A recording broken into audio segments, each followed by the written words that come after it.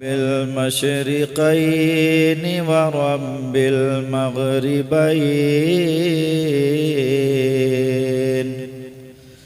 الصلاة والسلام على سيد الكونين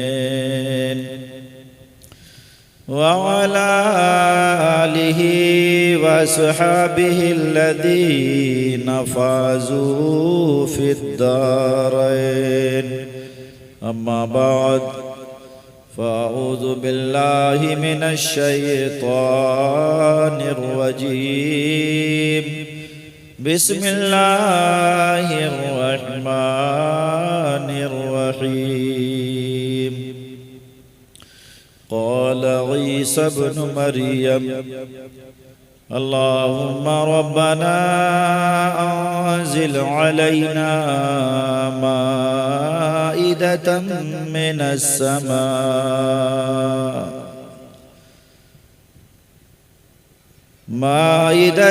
من السماء تكون لنا عيدا لأولنا وآخرنا وآية منك وارزقنا وأنت خير الرازقين.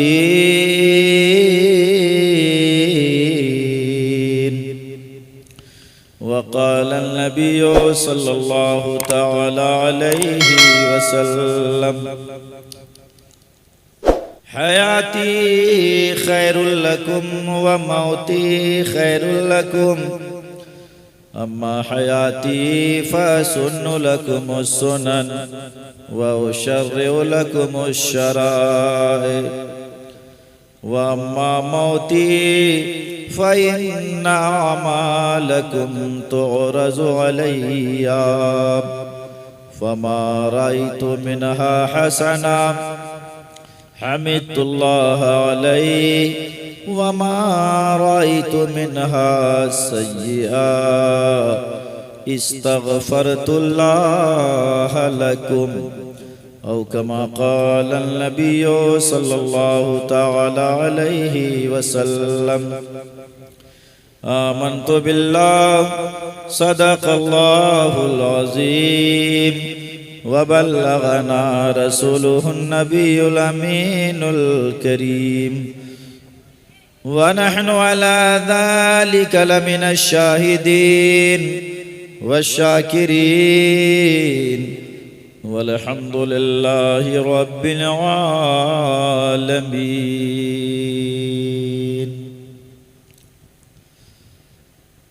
अल्लाह की सरताब कदम शान है ये, अल्लाह की सरताब कदम शान है ये, इंसान नहीं इंसान वो इंसान है ये। कुरान तो ईमान बताता है इन्हें, कुरान तो ईमान बताता है इन्हें, ईमान ये कहता है मेरी जान है ये। रफ़ीक़ान गिरामी क़द्र वक़ार, मुबारकबाद के लायक हैं आप तमामी हज़रात जिन्होंने नबी करीम सल्लल्लाहु अलैहि वसल्लम की अक़ीदत व महब्बत में डूब कर आज की इस तक़रीब सगीद का एहतमाम व इंतज़ाम किया। बहुत देर से आप तमामी हज़रात आज की मजलिस में तशरीफ़ रखते हैं। कई तकरीरें भी हो चुकी हैं, नाते पाक के भी अशार तसलसल के साथ पढ़े जा चुके हैं। देखिए आज ज़रूरत इस बात की है कि जलसे में गुफ्तगू भी बड़ी संजीदगी के साथ हो और सुनने वाले भी बड़ी संजीदा मिजाज रहकर गुफ्तगू सुने। जलसे का मकसद ये नहीं है कि बस हम रफ़ में गुफ्तगू करते जाएं और आप बहुत ज़ोरदार तरीक़े से 10-20 नारे लगा लें, जलसा ख़त्म हो जाए। ये जलसे का मकसद हरगिज़ हरगिज़ नहीं है। जलसे का मकसद ये है कि यहाँ से दीन की तबलीग हो, शरीयत की बातें बयान की जाएं और बड़े ही अदब व एहतराम के दायरे में रहकर लोग गुफ्तगू सुने। संजीदगी के साथ इंशाअल्लाह मैं थोड़ी देर गुफ्तगू करूँगा, लेकिन देखिए ज़मीन पर बैठकर जब आदमी कोई सोता है तो मुझे डर नहीं लगता है, लेकिन कुर्सी पर बैठकर जब कोई साहब सोने लगते हैं तो मुझे बहुत ज़्यादा डर लगता है कि बेचारे गिर जाएंगे, कुछ ज़्यादा तकलीफ़ हो जाएगी। इतने वक्त में जलसा ख़त्म हो जाना चाहिए कि हम सारे लोग बड़ी आसानी के साथ फजर की नमाज के लिए उठ सकें। इसका भी ख़ास ख्याल होना चाहिए। कमेटी के लोग इधर उधर मुंतशिर हैं तो कुछ मांगने के लिए नहीं बल्कि तकरीर सुनने के लिए मैं गुजारिश करूंगा कि आके पिंडाल के अंदर बैठ जाएं। अक्सर ये होता है कि जो लोग जलसे करते हैं वही लोग तकरीर नहीं सुन पाते। ये मोहब्बत में करते हैं, इंतज़ाम में लग जाते हैं। बहरहाल जितने लोग मौजूद हैं आप तमामी हजरात तवज्जो फरमाएं। थोड़ी देर आपकी समात के दस्तरखान पर कुरान और हदीस की शक्ल में कुछ रूहानी ग़िज़ा रखने की कोशिश करूँगा। बयान करना मेरा काम है, कबूल करना आपकी समात का काम है।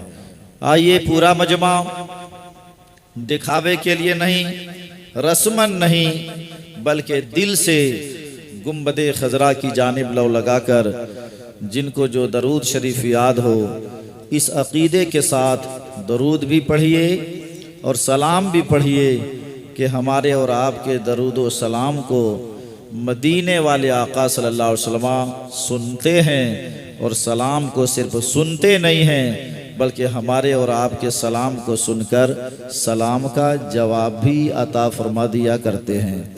इस अकीदे के साथ पूरा मजमा दरूद शरीफ पढ़ने। अल्लाहुम्मा सल्ली अला सय्यिदिना व शफीक़िना हबीबना मलजाना मुहम्मद मुबारक वसल्लिम सल्लु अलैहि सलातु व सलामन अलैका या रसूल अल्लाह या हबीब अल्लाह सल्लल्लाहु तआला अलैहि वसल्लम। मैंने क्या कहा? अभी हज़रत मौलाना सद्दाम साहब एक शेर पढ़ रहे थे, क्या सदाए हुजूर सल्लल्लाहु अलैहि वसल्लम हमारी सदा को सुनते हैं। मफ़हूम ये था।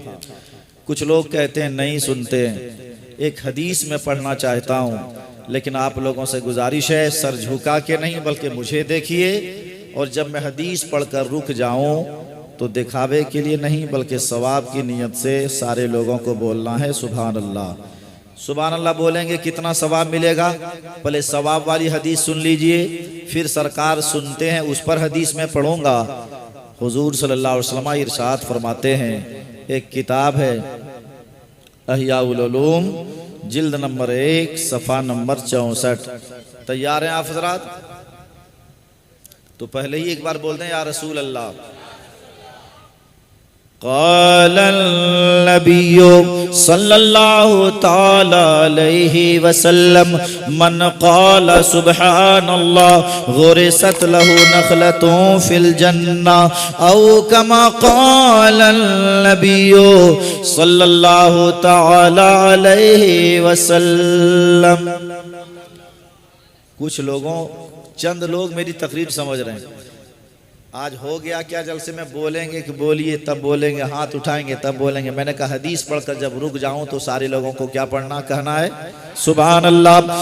नबी करीम इरशाद फरमाते हैं, ओ मेरे गुलामों सुनो, दुनिया में जब कोई सुभान अल्लाह कहता है, दुनिया में जब कोई अल्लाह की पाकी बयान करता है, दुनिया में जब कोई सुभान अल्लाह कहता है तो रब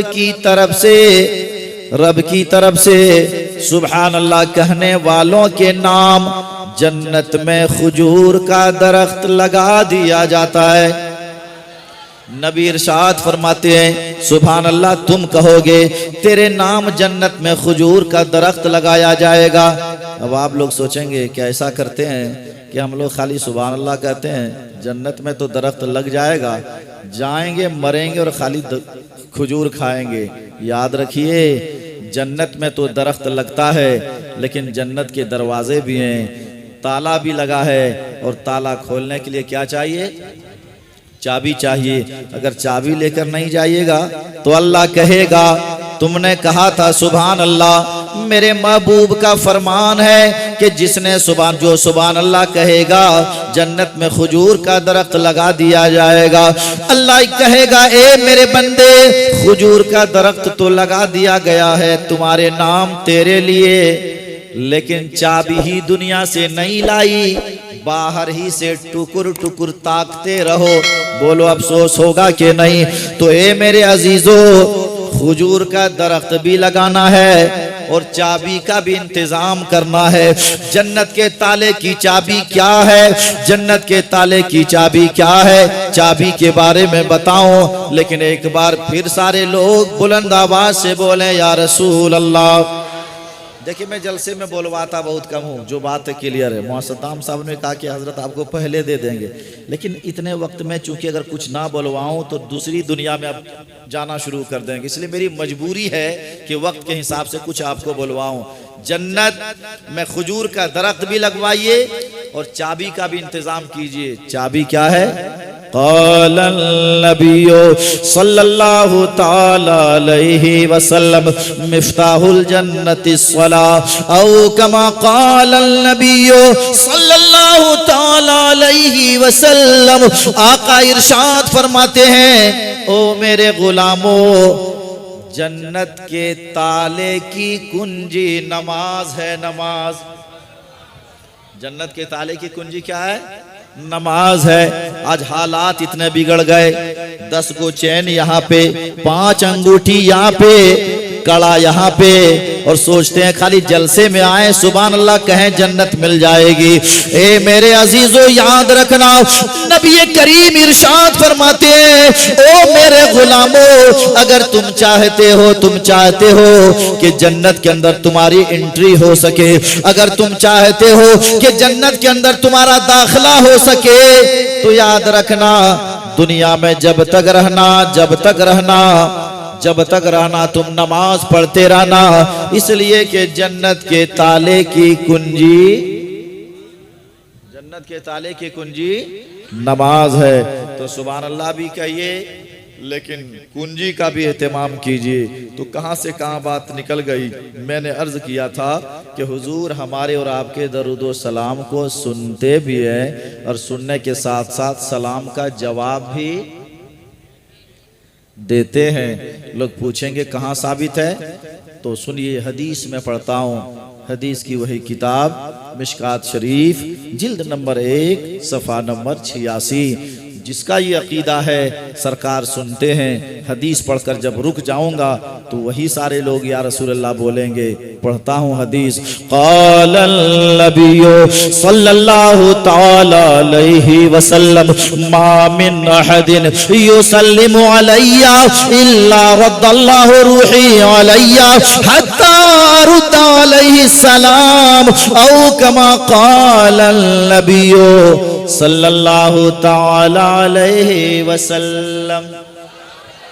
हुजूर इरशाद फरमाते हैं, पूरी दुनिया से जहां से भी मेरा चाहने वाला जब मेरी अकीदत में डूब कर सलाम पढ़ता है, जब मेरी मोहब्बत में सरशार होकर सलाम पढ़ता है, तो हदीस का मतलब ये है, हदीस का मफहूम ये है, नबी इरशाद फरमाते, मेरे गुलामों, मैं मदीना ही में रहकर तेरे सलाम को सुनता भी हूँ और सुनने के साथ साथ तेरे सलाम का जवाब भी अता कर दिया करता हूँ। ये गरीब नवाज मस्जिद का खादिम अपनी जेब से गुफ्तगू नहीं करता, मुस्तफा की हदीस पढ़ता है। नबी इरशाद फरमाते, गुलामों, सलाम पढ़ना अदब के साथ पढ़ना, सलाम पढ़ना मेरी मोहब्बत में डूब कर पढ़ना, सलाम पढ़ना मेरी अजमत में शर्शार होकर पढ़ना। जब तुम दिल से दुरूद पढ़ोगे, सलाम पढ़ोगे, तो सुनूंगा भी और सुनने के साथ साथ जवाब भी अता कर दूंगा। तो इस अकीदे के साथ पूरा मजमा एक बार और दरूद शरीफ पढ़ लीजिए। अल्लाहुम्मा सल्ली अला सय्यिदिना व शफीअना हबीबना मलजाना मुहम्मद मुबारक वसल्लिम सल्लु अलैहि सलातु व सलामन अलैका या रसूल अल्लाह या हबीब अल्लाह सल्लल्लाहु ताला अलैहि वसल्लम। सरकार सुनते हैं, हुजूर सैयद साहब क़िबला भी तशरीफ़ फरमाएं और बड़ी देर से तशरीफ़ रखते हैं। ये इनकी मोहब्बत है कि इतनी देर से हज़रत तशरीफ़ रखते हैं। मैं ज़्यादा वक्त नहीं लूँगा, कोशिश मैं करूँगा गुफ्तगू में समेट दूँ, लेकिन जब ये हदीस में पढ़ता हूँ तो ख़ासकर नात खां से इजाज़त लेकर 2 शेर में पढ़ता हूँ। लेकिन आप लोग उदास लग रहे हैं, ज़रा एक बार मुस्कुरा कर बोलिए सुभान अल्लाह। हाँ, दो शेर में पढ़ता हूं, सरकार सुनते हैं। बोलिए सरकार। कौन कहता है दूर रहते हैं, बात सच्ची है तो उसी तौर पर सुनिएगा। लोग समझाते हैं, इस तरह समझाते हैं कि बाबा तुम यहाँ पे घाट भी लगता है ना, लोग कहेंगे यहाँ से किसी को सलाम करो और नेमतपुर वहाँ पे रोड पर जीटी रोड में कोई हो, यहाँ से कीजिएगा सलाम अलैकुम, तो बोलिए जीटी रोड पर रहने वाला सुनेगा आपके सलाम को, जल्दी बोलिए। तो लोग कहते हैं इतना करीब जब नहीं कोई सुन सकता तो मदीना, कोई बात है क्या? मदीना कितनी दूरी पे है? बहुत दूर है मदीना शरीफ, यहाँ से सलाम करोगे तो सरकार कैसे सुनेंगे? ऐसे लोगों को पगलवाते हैं ये लोग समझ गए वो लोग। तो सुने, शायर लिखता है कि कौन कहता है दूर रहते हैं, कौन कहता है दूर रहते हैं, अरे बन के आँखों में नूर रहते हैं। वाह वाह वाह, नारे तकबीर, नारे तकबीर, नारे रिसालत, नारे रिसालत, जश्न ईद मिलादुन नबी, सुभान अल्लाह। है दूर रहते हैं। अच्छा, मदीना शरीफ बज़ाहिर दूर है या करीब है? अरे बज़ाहिर दूर है, लेकिन शायर एक शेर लिखता है कि क्या हुआ दूर गरे मदीना है, कि क्या हुआ दूर गरीब मदीना है, क्या हुआ दूर गरीब मदीना है, मेरे दिल में हुजूर रहते हैं, मेरे दिल में हुजूर रहते हैं, बन के आँखों में नूर रहते हैं। तकरीर के दौरान मुख्तसरन दो बात मैं साबित करूंगा। एक तो ये कि जिस दिन या जिस तारीख में अल्लाह किसी ख़ास नेमत, कोई ख़ास नेमत नाजिल फरमाता है, वो दिन वो तारीख ईद की तारीख हो जाया करती है। और दूसरी बात ये साबित करूँगा कि मदीने वाले आका सल्लल्लाहु अलैहि वसल्लम कल भी जिंदा थे, आज भी जिंदा है। जो लोग कहते हैं ना रबीउल अव्वल को 12वीं तारीख को सरकार आए भी गए भी तो तुम लोग खुशी किस हवाले से मनाते हो, जिंदगी के हवाले से कि मौत के हवाले से, बस इसी दो बातों पर थोड़ा सा तबसरा मैं करूँगा। आइए कुरान पढ़िए आप। कुरान जब पढ़ेंगे आप तो सबसे पहली सूरत का नाम क्या है? सबसे पहली सूरत का नाम क्या है? सूरह फातिहा। मैं उधर के लोगों से गुजारिश करूंगा कि ज़रा तवज्जो आप कर देंगे तो बड़ी करम नवाजी होगी। आप भी मुझे दुआओं से नवाज दीजिए, और दुआओं से नवाजना ये है कि आप तकरीर मेरी सुन लीजिए तो मैं समझ जाऊंगा कि आप लोग दुआ से नवाज रहे हैं। ये तो हमारे मुकद्दर में जितना लिखा है, जहाँ लिखा है वो तो मिलना है। बस मेरा सबसे बड़ा नजराना यही होता है कि मेरी तकरीर गौर से सुन ली जाए। इसलिए बहुत वक्त हो गया मगर मैं अपने हिसाब से इंशाल्लाह गुफ्तगू करूंगा। तो दो बातें की मैंने वजाहत की कि जिस दिन या जिस तारीख में अल्लाह कोई ख़ास नेमत नाजिल करता है वो दिन ईद का दिन हो जाता है। और दूसरी बात ये साबित करूंगा कि हुजूर पाक सल्लल्लाहु अलैहि वसल्लम आज भी जिस्मों जिस्मानियात के साथ जिंदा, सारे लोग बोला जिंदा हैं। अब आइए, सबसे पहली सूरत का नाम है, अब आपसे नहीं बुलवाऊंगा, मैं बोलूंगा, वरना कहेंगे मुफ्ती साहब आपको बुलाने के लिए आए, हम लोगों से बुलवा रहे हैं। सबसे पहली सूरत का नाम है सूरह फातिहा, दूसरी सूरत का नाम है सूरह बकरा, तीसरी सूरत का नाम है सूरह आल इमरान, चौथी सूरत का नाम है सूरह निसा, और पांचवी सूरत का नाम है सूरह मायदा। पढ़ो सूरह मायदा और पढ़ते पढ़ते पहुंच जाओ आयत नंबर 114 पर।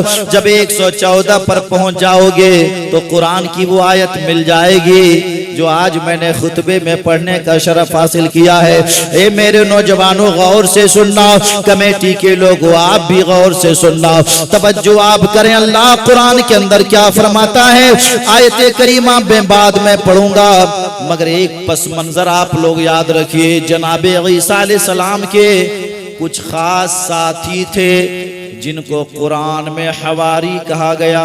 कुछ खास साथी थे हजरत ईसा अलैहिस्सलाम के, हवारी का भी लफ्ज़ आया, हवारीयून का भी लफ्ज़ आया। कुछ खास साथी थे, कितने थे, कैसे थे, काम क्या करते थे, कभी बाद में सुन लीजिएगा। आए जनाब ईसा अलैहिस्सलाम के पास और कहा, मैं हाफिज नहीं हूँ, बस तशरीह कर रहा हूँ, कहा कि हुजूर क्या आपका रब इस बात की ताकत रखता है कि आसमान से दस्तरखान उतार दे? दस्तरखान उतार दे का क्या मतलब, आप किसी के घर जाइए और जिसके घर आप गए घर वाला कहेगा बेटा दस्तरखान लगाओ, तो आपको बात क्या समझ में आएगी? बात समझ में ये आएगी कि खाली दस्तरखान नहीं लगेगा बल्कि दस्तरखान पे खाने के आइटम्स भी लगेंगे, वरना खाली कोई दस्तरखान नहीं लगाता। घर में अगर खाने की चीज नहीं होती तो दस्तरखान वहाँ पे नहीं लगता।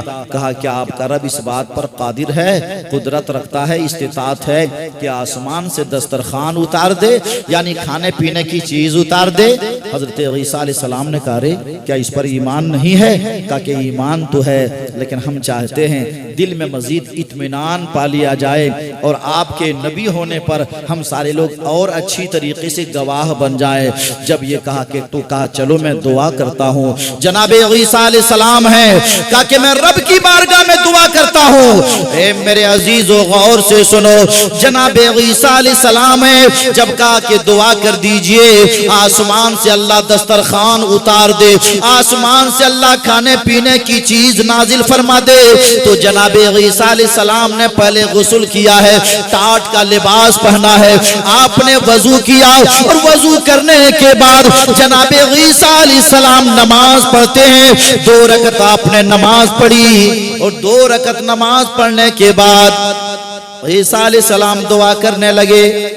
ईसा अलैहिस्सलाम ने ये ज़हन दिया, अगर तुम भी चाहते हो अल्लाह तुम्हारी दुआ को कबूल करे तो खाली दुआ ना करना, दुआ से पहले रब की बारगाह में झुक जाया करना, दुआ बाद में करना, पहले अल्लाह की बंदगी कर लेना, दुआ बाद में कर लेना, पहले तुम नमाज पढ़ लेना, दुआ बाद में करना, पहले तुम क़याम कर लेना, पहले तुम रुकू कर लेना, पहले तुम सजदा कर लेना। ए मेरे भाई ईसा अलैहिस्सलाम है, आपने 2 रकत नमाज पढ़ी और 2 रकत नमाज पढ़ने के बाद आप दुआ करते हैं। क्या दुआ करते हैं? इजाजत है ना? चूंकि आपस में जब कोई गुफ्तगू करने लगता है तो मेरी गुफ्तगू भी डिसबैलेंस होने लगती है। ईसा अलैहिस्सलाम अब दुआ करेंगे। 2 रकत नमाज ईसा अलैहिस्सलाम ने पढ़ लिए, दुआ करते हैं। सूरह मायदा आयत 114 दुआ करते हैं, अल्लाहुम्मा रब्बना, ऐ अल्लाह, ऐ हमारे रब, आज़िल अलैना माइदतम मिनस समा,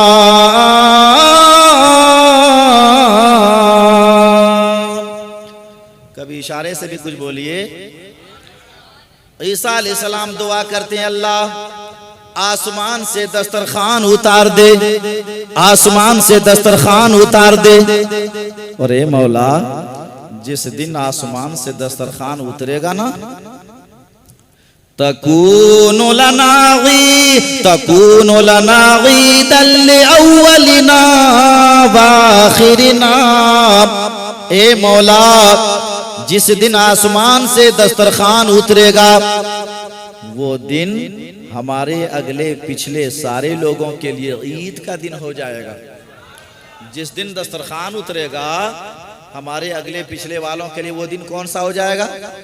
ईद का दिन हो जाएगा। जहाँ ईद का दिन होगा वहीं ये भी होगा।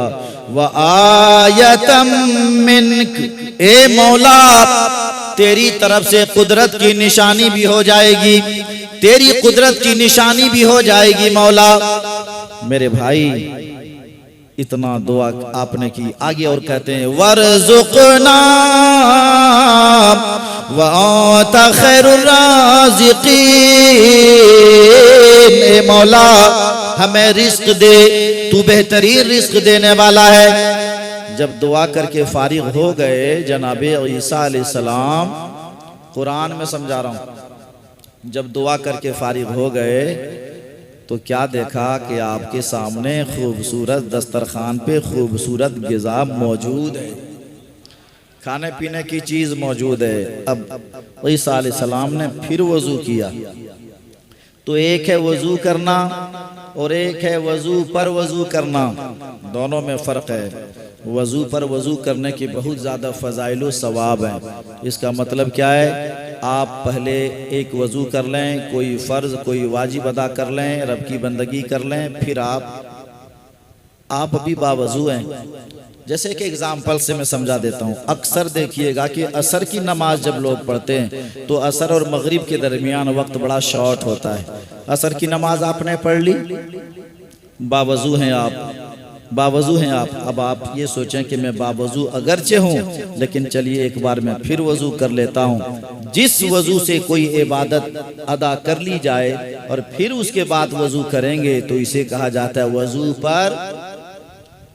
बहुत थके हैं आप लोग। वज़ू पर वज़ू, वज़ू पर वज़ू का ये मतलब नहीं होता है कि एक ज़ोहर के वक्त आप गए नल में एक बार वज़ू कर लिया, सोचा कि भाई वज़ू पर वज़ू करने के बहुत फजीलत हैं, चले एक बार और कर लेते हैं। ये इसराफ है, ये फजूल है।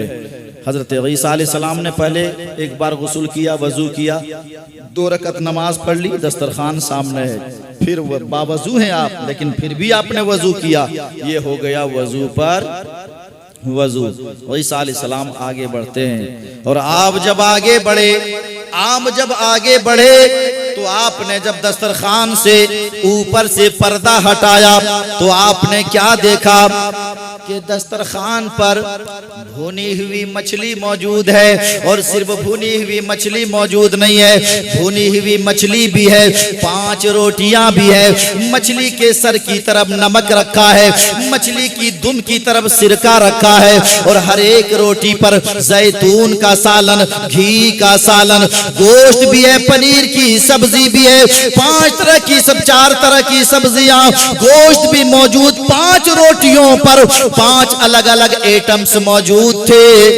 ईसा अलैहिस्सलाम ने जब देखा तो जिसने कहा था कि अल्लाह से दुआ कीजिए कि आसमान से दस्तरखान उतार दें, तो ईसा अलैहिस्सलाम ने कहा चल अब उतर गया, तुम लोग खाओ। कहा कि हुजूर एक चीज और करके दिखाइएगा ना तो बड़ा अच्छा रहेगा। अब पहले मुस्कुराइए और बोलिए सुभान अल्लाह, तब बोले। कहा कि अब क्या? कहा कि ये जो भुनी हुई मछली है ना, इसको पहले आप थोड़ा सा जिंदा करके दिखाइए। सुभान अल्लाह, जिंदा करके दिखाइए। पता नहीं आपके यहाँ कुछ लोग नहीं होंगे, लेकिन आसनसोल में मेरा पल्ला पड़ते रहता है। कुछ लोग कहते हैं जैसा मैं वैसा नबी माज़अल्लाह। ईसा अलैहिस्सलाम से कहा कि मछली को जिंदा कीजिए। बोलिए मछली भुनी हुई तली हुई थी, तली हुई मछली थी। ईसा अलैहिस्सलाम मुस्कुराए, कहा चलो बाबा ये भी तुम चाहते हो तो सुन लो।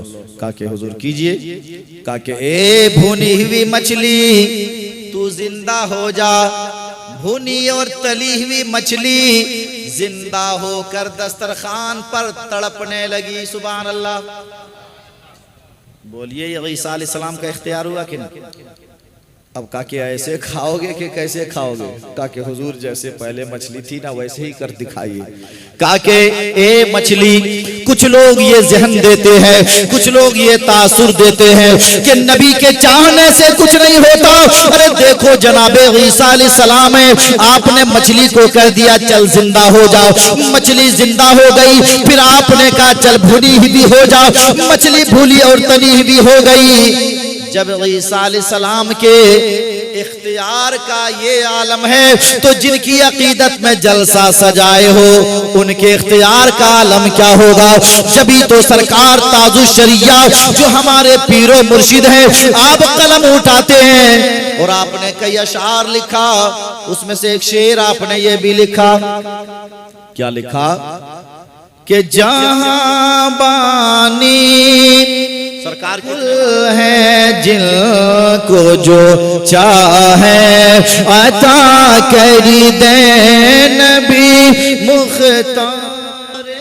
नारे तकबीर, नारे तकबीर, नारे रिसालत, जश्न ईद मिलादुन नबी, नारे तकबीर करी दे। काके मछली जिंदा हो गई, फिर भुनी भी हो गई, काके चल खा। कितने दिन तक ईसा अलैहिस्सलाम ने कहा, रब की तरफ से ये शेड्यूल है, ये दस्तूर है कि कोई जमा करके नहीं रखेगा, खा लेगा। दस्तरखान उठ जाता था।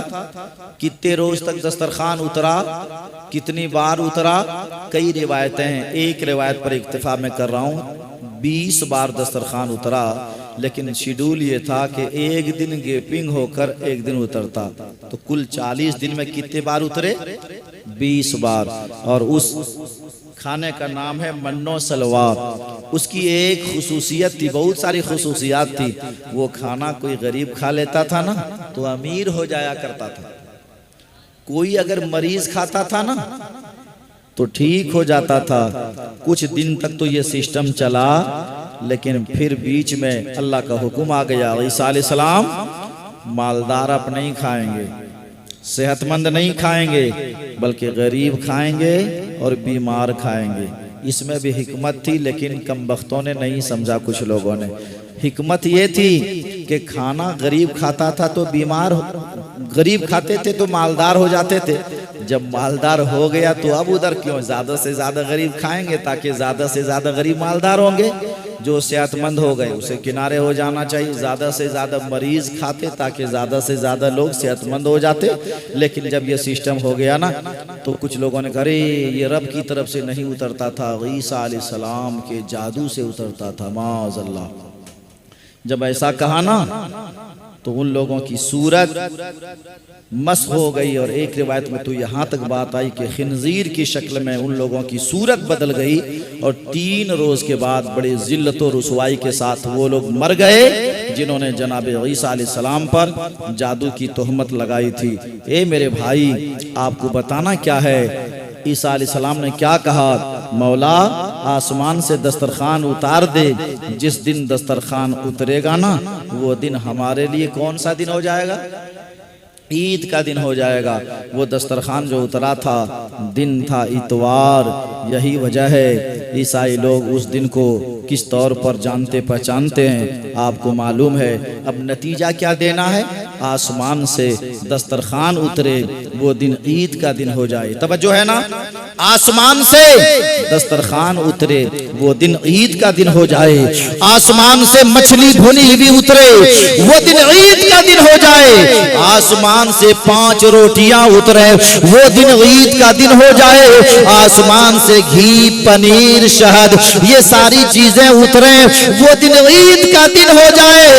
ए मेरे भाई, जब दस्तरखान उतरे वो दिन ईद का दिन हो जाए। जिस दिन मेरे नबी दुनिया के अंदर तशरीफ लाए, जिस तारीख रहमतुल लिल आलमीन दुनिया के अंदर तशरीफ लाए, जिस तारीख में वो आए जिनके सदके में अल्लाह ने पूरी कायनात को बनाया, जब दस्तरखान उतरे वो दिन ईद का दिन हो जाए। तो जिस तारीख, जिस दिन में नबी करीम दुनिया के अंदर तशरीफ लाए वो तारीख कल भी ईद की तारीख थी।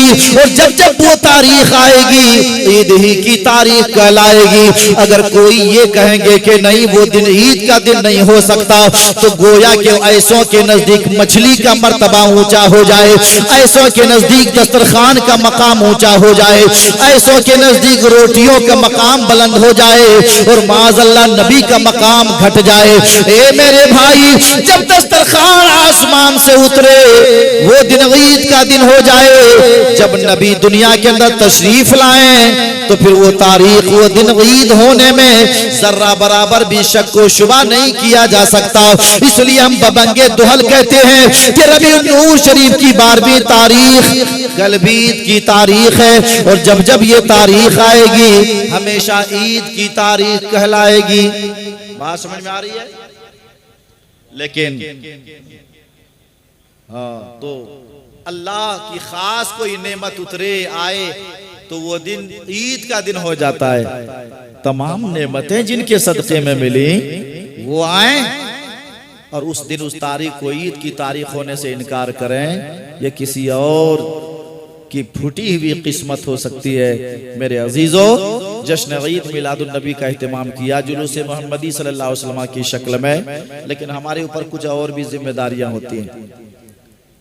जिम्मेदारियों को भी इंशाल्लाह मैं बयान करूंगा, लेकिन हम कैसे हुजूर सल्लल्लाहु अलैहि वसल्लम की आमद के तज़किरे ना करें। दूसरा जो मेरा टॉपिक था, कुछ लोग कहते हैं 12 को सरकार आए भी 12 को गए भी, तो ये लोग जश्न मनाते हैं खुशी के हयात के हवाले से या विसाल के हवाले से। ए बाबू, कोई बात है क्या?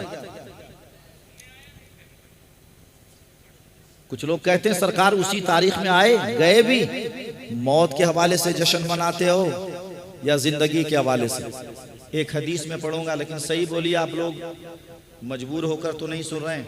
एक हदीस सुना दो तो जल्दी बोल दें या रसूल अल्लाह। हाँ, सारे लोग नहीं बोल रहे, इधर के लोग खाली बोलिए या रसूल अल्लाह। आप बोले या रसूल अल्लाह, सारे लोग बोले या रसूल अल्लाह। हदीस पाक सुनिए, सरकार कि आमद का जो जश्न मनाते हैं मौत के हवाले से नहीं बल्कि सरकार की जिंदगी के हवाले से, और ये पैगाम देते हैं कि मेरे नबी कल भी जिंदा थे और आज भी जिंदा हैं। हदीस क्या है? खसाइस कुबरा जिल्द नंबर 2 सफ़ा 828, अहियाउल उलूम जिल्द नंबर 3 के अंदर भी ये हदीस पाक मौजूद हैं। लेकिन बाबू लोग, कमेटी के लोग, हदीस पढ़ूंगा गुफ्तगू करेंगे तो ये हदीस की शान के खिलाफ है। हदीस जब पढ़ी जाए, पढ़ने वाले भी बाअदब होकर पढ़ें और सुनने वाले भी बाअदब होकर सुने। अगर मुअद्दब अंदाज में सुनना चाहते हैं तब मैं हदीस पढ़ूंगा, आप सुनेंगे इंशाअल्लाह। मैं हदीस पाक पढ़ता हूँ। क़ालन नबियो सल्लल्लाहु ताला अलैहि वसल्लम हयाती खैरुल लकुम व मौती खैरुल लकुम, अम्मा हयाती फसुन्नु लकुम सुनन व उशर्रु लकुम उशराए, अम्मा मौती फइन्ना मालकुम तुरज़ु अलैया फमा रायतु मिनहा हसना हमिदुल्लाह अलैहि वमा रायतु मिनहा सय्या इस्तग़फ़रतुल्लाह लकुम औ कमा क़ालन नबियो सल्लल्लाहु ताला अलैहि वसल्लम। हुजूर फरमाते हैं कि मेरी जिंदगी भी तुम लोगों के लिए बेहतर है। और हुजूर सैयद साहब मौजूद हैं, साफ तर्जमा में कर दूं। सरकार फरमाते हैं मेरी जिंदगी भी तुम लोगों के लिए बेहतर है और मेरी मौत भी तुम लोगों के लिए बेहतर है। लेकिन इस मौत पर भी बोल दीजिए सुभान अल्लाह। बात ही इतनी प्यारी है, आपका कोई दोस्त हो और आपका ये मेरे दोस्त जिंदा रहो, वो भी मेरे लिए अच्छा है, और जितनी जल्दी हो सको ट्रांसफ़र हो जाओ, ये भी मेरे लिए अच्छा है। दूसरे दिन से गुफ्तगू बंद हो जाएगी। मेरे भाई, हुजूर क्या फरमा रहे हैं? ए जश्न ईद मिलादुन नबी मनाने वाले, ए मेरे गुलामों, याद रखना मेरी जिंदगी भी तुम लोगों के लिए बेहतर है, मेरी मौत भी तुम लोगों के लिए बेहतर है। या रसूल अल्लाह सल्लल्लाहु अलैहि वसल्लम, समझाइए अपने गुलामों को, जिंदगी तो आपकी हम लोगों के लिए बेहतर है, ये तो बात समझ में आ रही है, लेकिन सरकार खुद समझाते हैं, सुनो मेरे गुलामों, अम्मा हयाती, ए मेरे गुलामों, मेरी जिंदगी तुम लोगों के लिए बेहतर है। इस एतबार से फसुन्नु लकुम सुनन व उशर्रु लकुम शराए, जब तक मैं ज़ाहिरी तौर पर मौजूद हूँ मैं शरीयत की तालीम देता हूँ, मैं सुन्नत की तालीम देता हूँ। नमाज पढ़ो सवाब ये है बताता हूँ, रोज़ा रखो सवाब ये है बताता हूँ, हज करो हज का बदला जन्नत है बताता हूँ, ज़कात दो ज़कात करने से माल पाक साफ होता है बताता हूँ। सुनो, मैं जब तक दुनिया के अंदर बज़ाहिर हूँ मैं ये बताता हूँ, माँ बाप के चेहरे की जियारत करो, अल्लाह तुम्हें हज मकबूल का सवाब देता है।